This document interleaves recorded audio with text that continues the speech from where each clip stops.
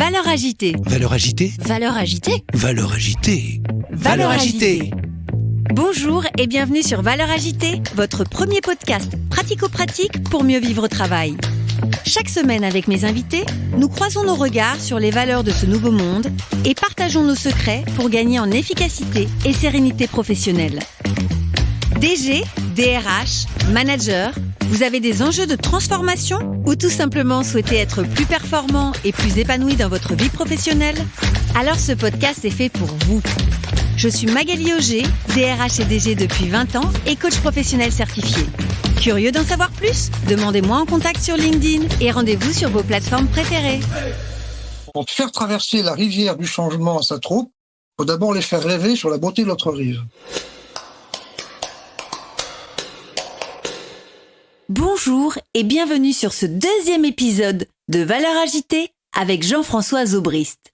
Jean-François a été dirigeant pendant de nombreuses années de l'entreprise Favi, une entreprise libérée. Jean-François a été pionnier et c'est cette histoire qu'il nous raconte sur ce deuxième épisode de Valeurs agitées. Je vous souhaite une très belle écoute. C'est quoi la méthode Favi? Non, il n'y a pas de méthode. De 70 à 83, je vais faire mon boulot de métallurgiste là-bas et je sympathise avec des gars qui ont mon âge, tous de formation technique. 83, le patron de l'époque, qui était un copain, décide de partir. Max Rousseau, mon patron, alors c'est toute une histoire, mais c'est lui ça. Et un jour, il m'appelle, il me dit qu'est-ce que tu fais là? Je dis rien, je sais pas, rien de spécial. Viens me voir. Je vais le voir, il me file une pièce de $20 en or, en me disant je suis pas superstitieux, mais ça peut te porter bonheur. Il me dit suis-moi. Eh bien, je lui dis on va où? Il me dit tu verras bien. Alors, il y avait un hélicoptère. Donc on monte dans l'hélico, et je vois qu'on va à Favi. Mais j'avais l'habitude, parce que souvent, sa secrétaire m'appelait en disant « Monsieur Rousseau va à Favi si vous voulez profiter de l'hélicoptère ». Donc voilà, on va à Favi. Et arrivé à Favi, il fait réunir l'usine, et d'habitude, lui, il arrivait vers 11h, et il allait dans l'usine discuter avec les ouvriers. Donc il était comme ça. Hein, puis après, il montait dans les bureaux. Et là, l'hélico se pose, et puis il reste sur place. Et le patron de l'usine arrive, il dit « qu'est-ce que vous rentrez pas ?» Monsieur Rousseau dit « Non, réunis-moi l'usine ». Et quand l'usine a été réunie, c'était très bref, il a remercié le directeur de l'époque en disant il a fait du bon travail, il s'est retourné vers moi en disant le nouveau directeur c'est lui, et il monte dans l'hélicoptère, il me laisse là. C'est comme ça que je me retrouve à Favi, moi. Ce que j'ai fait, c'est que j'ai envoyé tous mes cadres, ça c'était au mois de mars, et le directeur partait en septembre. J'ai envoyé tous mes cadres, et copains, on se tutoyait, hein, on se connaissait depuis presque 20 ans, en formation, aux outils japonais, aussi en sociodynamique, Jean-Christian Fauvet, j'en parlerai, c'est la sociodynamique, pour qu'on ait déjà ce background commun. Et la première réunion de septembre, mais j'attendais, j'ai dit c'est la dernière réunion. Je ne ferai plus jamais de réunion.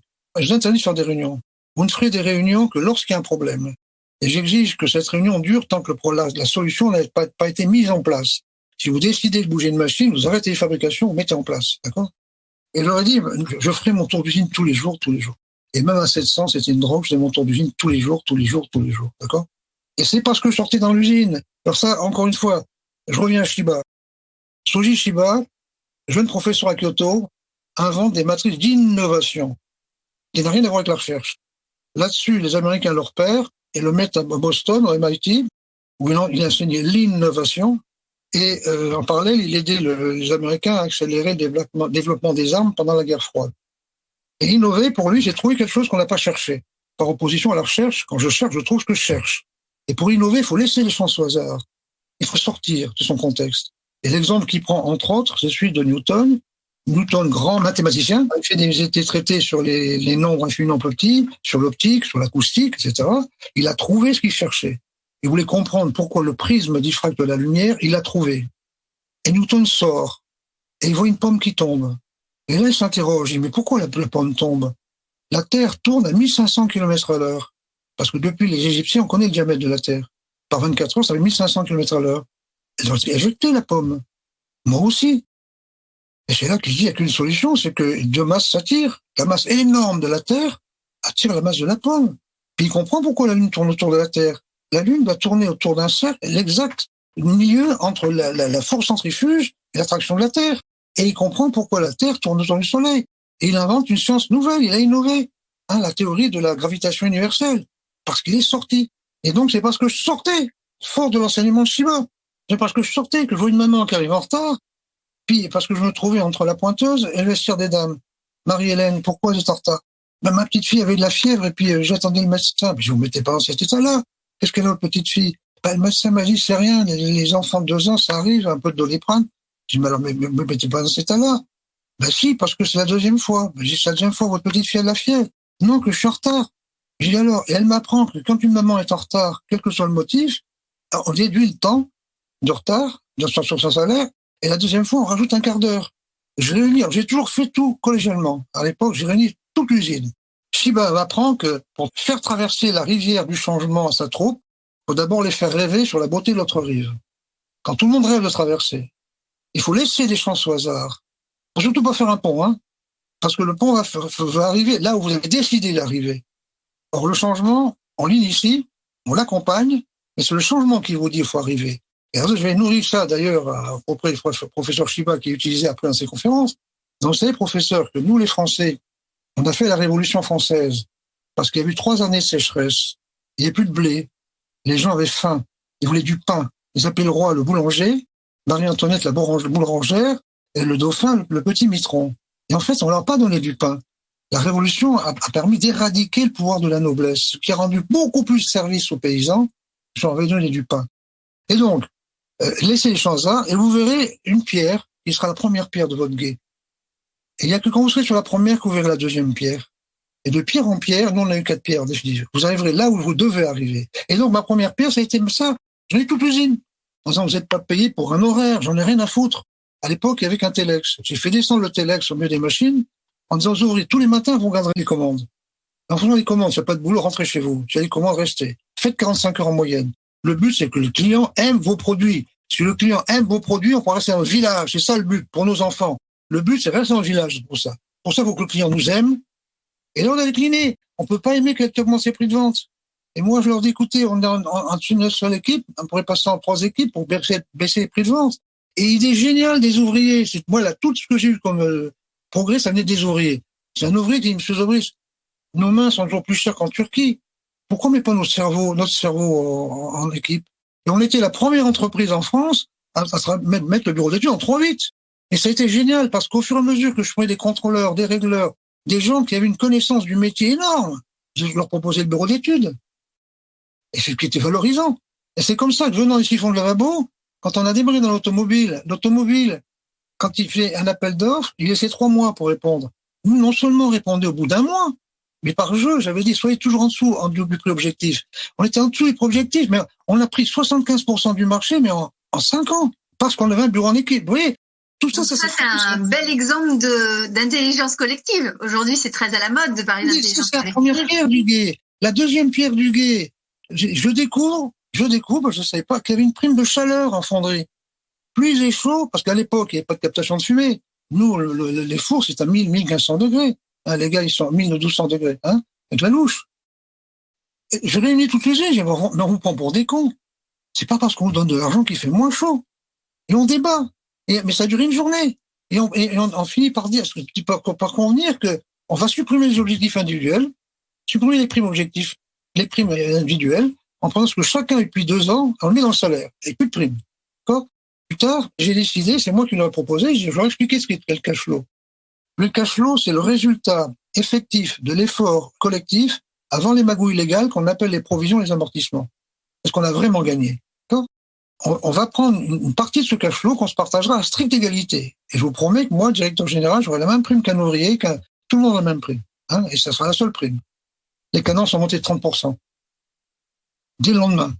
Et ça s'est maintenu. Et on n'osait pas demander, nous, les cadres, de dire, mais c'est pas possible, ça n'a pas duré. Et au bout de 15 jours, les dames prenaient une pause café, et je vois un petit groupe de dames, une dizaine, dont une dame, Madame Noël, qui était pas loin de la retraite. Et j'aime bien les gens pas loin de la retraite, mais ils se sentent libres. Je dis, Madame Noël, on comprend pas dans les bureaux. Vous avez jusqu'à 20% de primes dans les salaires parfois. On met les primes au salaire, on fait 30% de pièces en plus. Elle me dit, oui, monsieur. Il y a un geste que la journée a passé. Je prends ça puis écoutez, maintenant, je comprends pas ce que ça veut dire. Si, monsieur. C'est moins fatigant de faire ça que de faire ça, en faisant un geste plus rapide qu'un autre. Parce que 30% sur un geste, c'est pas grand-chose. Hein. Je dis, pourquoi je le faisais pas avant? Elle me dit, mais enfin, monsieur, réfléchissez. Elle me dit, venez voir. Elle m'amène sur machine. Vous voyez les compteurs, ils sont derrière les machines. Nous, on n'a pas le droit d'avoir les compteurs. Il fallait qu'on compte dans notre tête pour pas dépasser le quota. Alors c'est facile à dire, monsieur, mais quand la benne est pleine, qu'il faut changer la benne, il fallait décompter le temps. On était épuisé de compter. Le seul fait de ne pas avoir compté, Vous avez un rythme physiologique de moins de fatigue. Hein. Ça, c'est la base de la deuxième règle du Kaizen. Première règle du Kaizen, c'est celui qui fait qui c'est. La deuxième, c'est le confort est productif. Le confort est productif. Foutez la paix aux gens et travaillez confortablement, c'est productif. Quand on fait 30% de pièces en plus, le cash flow, il explose. Et les ouvriers ont 18 mois de salaire pendant 30 ans avec ça, 35 ans. Alors, je prends cet exemple-là parce que la logique, franchement, même moi, je vais faire un groupe avec mes cadres en disant on va supprimer les primes et les objectifs. Personne n'aurait imaginé que les cadences monteraient. Personne. Et dans ce cadre-là, est-ce que les cadres ils sont encore nécessaires alors, les cadres, ce qu'on en a fait, soit ils passent au bureau d'études, parce qu'il y a des savoirs énormes dans l'entreprise, dans l'encadrement notamment. Et ces gens-là, ils cantonnent dans le commandement et la sanction, et on gâche ce savoir-là. Soit ils passent au bureau d'études, ou en recherche et développement. Si on fait des moteurs électriques à haut rendement pour la Tesla, comme on l'a fait pendant longtemps, c'est parce que le chef de fonderie, qui passe son temps à contrôler, un jour, je lui ai dit, crédit limité, moyen limité, tu me fais ça. Mais il me dit, c'est pas possible, ça. Je dis, justement, c'est parce que c'est pas possible, mais à toi qui fais de la fonderie depuis 20 ans, qui peut trouver ça. Et il a trouvé la combine. Oui, parce que, alors, soit ils sont en recherche et développement, soit les gens qui ont une fibre commerciale. Parce qu'il y a plein de cas qui sont une fibre, parce que le commerce, ça ne sont pas HEC, On est commerçant dans l'âme, on n'est pas dans commerçant dans l'âme, ils prennent un secteur d'activité, je sais pas, les compteurs d'eau, et puis ils vont prospecter dans les compteurs d'eau, mais ils sont totalement libres. Parce que dans les boîtes normales, il y a quelqu'un qui prospecte, il y a quelqu'un qui fait les gammes, il y a quelqu'un qui décide de la marge, il y a quelqu'un qui est chef de projet, il y a quelqu'un qui fait la logistique, il y a quelqu'un qui achète, etc. Je lui dis, tu fais tout. Ils font tout chez nous, les cadres. Ils suivent un marché ou un client, un Peugeot, par exemple, mais il prospecte, il fait les gammes, il détermine sa marge, c'est lui qui s'occupe de la qualité, et il a son bureau au milieu des machines, et même responsable de la fabrication. Parce que le diable est dans les cloisons, j'ai appris ça les japonais, aussi les japonais.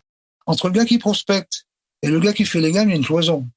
D'accord? Entre le gars qui fait les gammes et le gars, il y a des cloisons. Et comme tout le monde a des primes, le gars qui achète va acheter moins cher que prévu à la gamme, parce qu'il va avoir une prime, puis on va être emmerdé en fabrication après, parce que la machine n'est pas adaptée.